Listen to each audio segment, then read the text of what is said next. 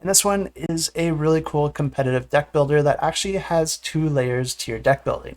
Because in this game, each player is going to be competing to tame all sorts of different monsters.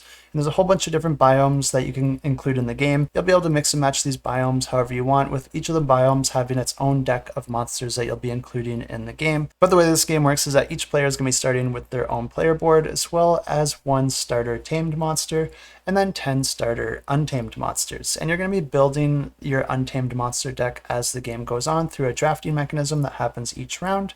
But then you're going to be building a new deck of tamed monsters as you're able to tame monsters from your untamed deck. Something that's really cool about this is that you're actually only going to be including 10 of your untamed monsters in each of your rounds. So at the start of the round, you're going to be going through your untamed monster deck and just choosing 10.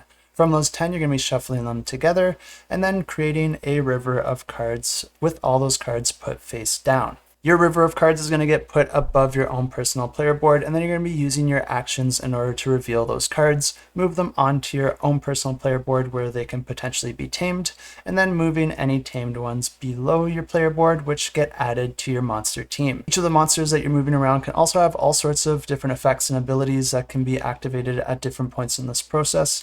And then there's also actions that can be activated on that monster anytime that they are within your team.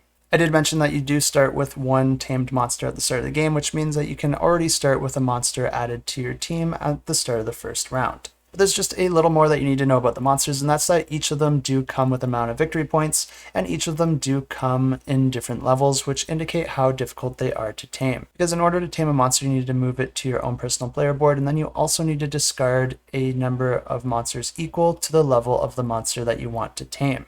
Of course, there are certain effects and abilities and actions that you can do to reduce this or make that easier. And there's also cubes that you start with at the beginning of each round, and you always get reset to 15 cubes at the start of the round. And you don't just get to spend these however you want. Instead, you're going to be taking advantage of the different actions on the different cards as you move them through the whole cycle. And some of these actions will allow you to move cubes onto the monsters in the various places. And these cubes do 2 things. They're going to add 1 more victory point to that card if you're able to get it onto your team. And then they're also going to reduce the cost of every monster within your player board if you're able to have that cube on the player board as well. Players are going to be going through this cycle using actions to reveal more cards, move them onto their own player board, continuing to do this throughout the entirety of the round until they're not able to perform any more actions on their turn. Then at that point, you're going to be reaching the end of the round where you're going to be activating any end of round abilities for any of the monsters that you have on your team. And then you're also going to be gaining victory points equal to the victory points of the monsters on your team, as well as any cubes that you're able to add to them. You're then going to return all your cards back to your supply, keeping your tamed and untamed monsters separated.